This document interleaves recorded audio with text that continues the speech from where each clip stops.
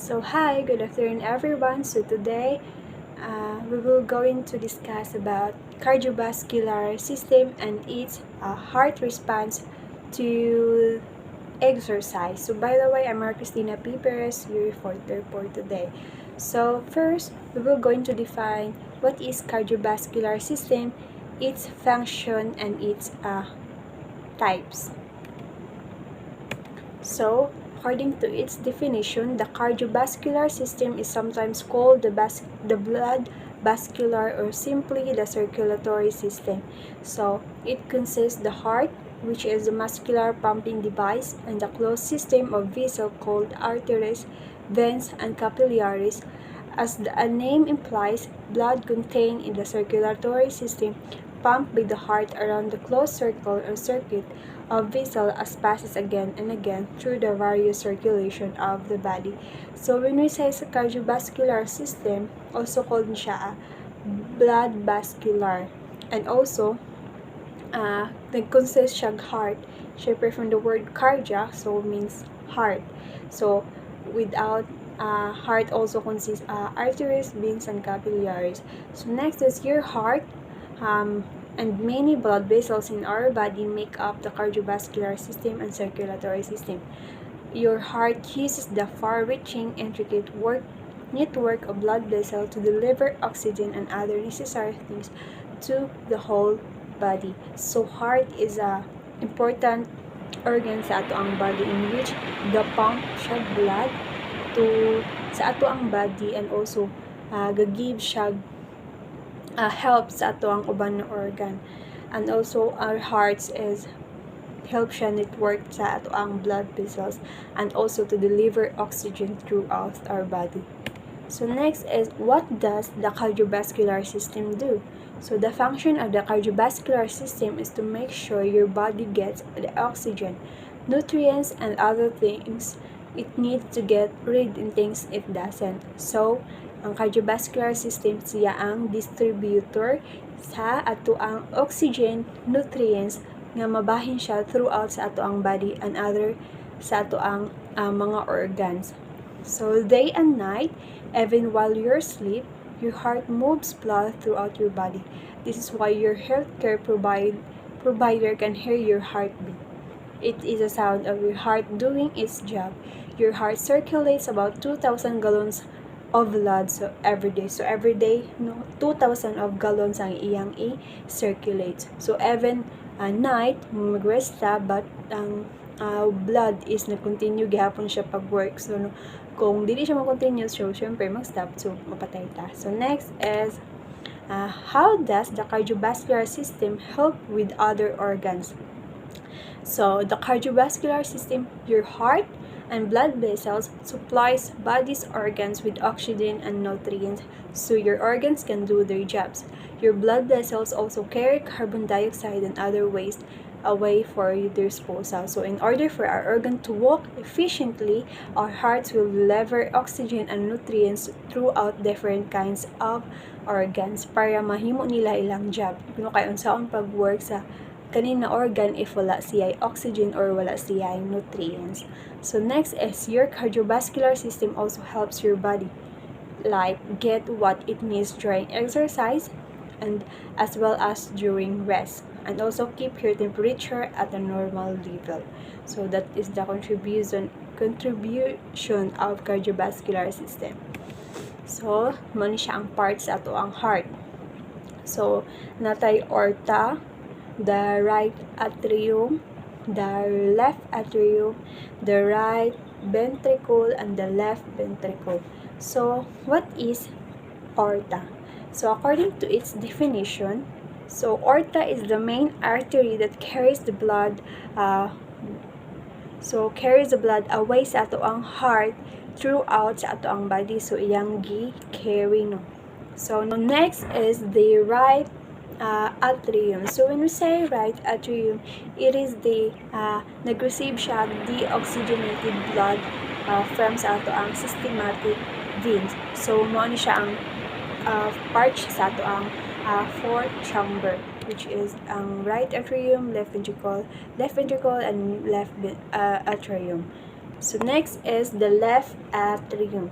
So when we say left atrium, siya pud ang ga-receive sa oxygenated blood from the pulmonary veins. So the difference between right atrium and the left atrium, so ang right atrium ga-receive siya deoxygenated blood from the systematic veins. However, ang left atrium ga-receive siya oxygenated blood gikan sa pulmonary veins. So next is the right ventricle. So when we say right ventricle, it is iyang work is to pump oxygen depleted to the lungs. So next is the left ventricle. So when we say left ventricle, so the left ventricle is ang iyang work is to pump blood out sa toang body. So naa siya sa pinakaubos na. So left ventricle. So left dire na siya, left ventricle. So that is monto siya ang part four chambers sa atong heart, the right atrium, the left and the right ventricle and the left ventricle and also the aorta. So next is heart responses to exercise. So during exercise, your heart typically beats faster so that more blood gets out of your body. So as we observe no kanang ga-exercise sa hawin na kay ta, paspas kayang beat tungod kay more bloods ang gets gawa sa ato ang body. So your heart can also increase its stroke volume by pumping more forcefully or increasing the amount of blood that fills the left ventricle before it pumps. So our hearts can also increase its stroke volume pag exercise ta. So next is long-term exercise causes the heart and lungs to become more efficient as your cardiovascular training diseases. So if we do exercise as well as long-term exercise, so na siya greater impact sa ato ang heart as well as sa ato ang lungs to be more efficient to do their work.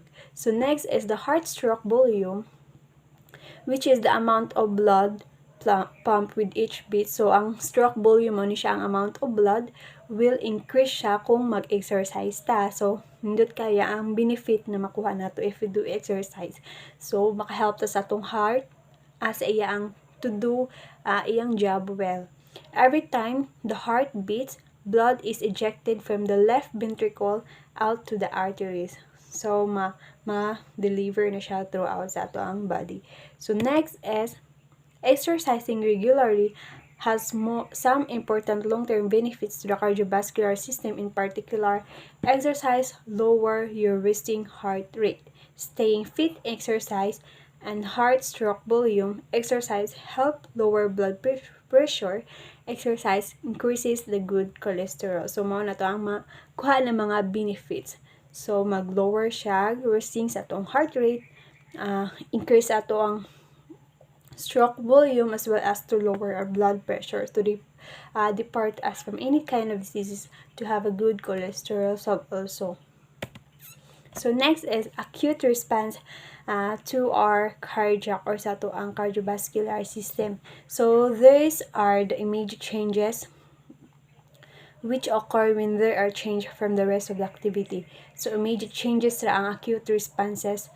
So when we say chronic adaptation, siya ang long-term changes natong makuha if we do this kind of activity or exercise. So next is vasodilation. So when we say vasodilation, during exercise, the vascular portion of active muscles increase through the dilation involving the increase of diameter of the blood vessels and resulting to the increased blood flow to the muscles.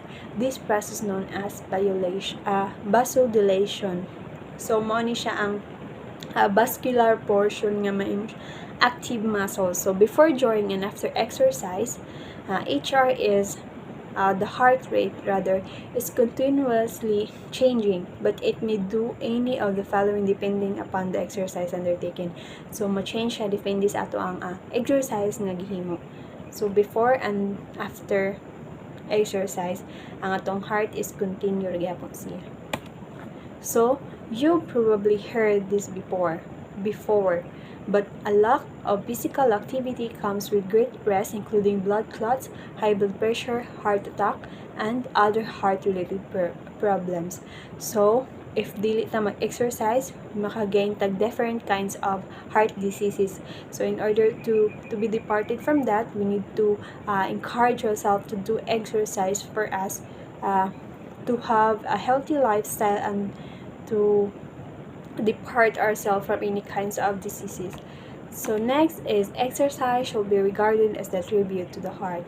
So it's necessary to do exercise and to keep our body fit and heart more our heart is kaning engaged siya sa exercise para if we do that madu niya iyang job well kay if we do our exercise na siya makuha ng mga benefit para makuha po niya iyang job well in order po ana mahimo po sa uban organs ang ilang mga work because healthy. Kung healthy atong heart, then ang uban organs ay healthy also. Kaya atong heart makadelivers man siya o makadeliver siya kaning nutrients and oxygens nga gikinahanglan sa ato ang uban organs. So it is necessary to keep herself healthy and depart us from any diseases.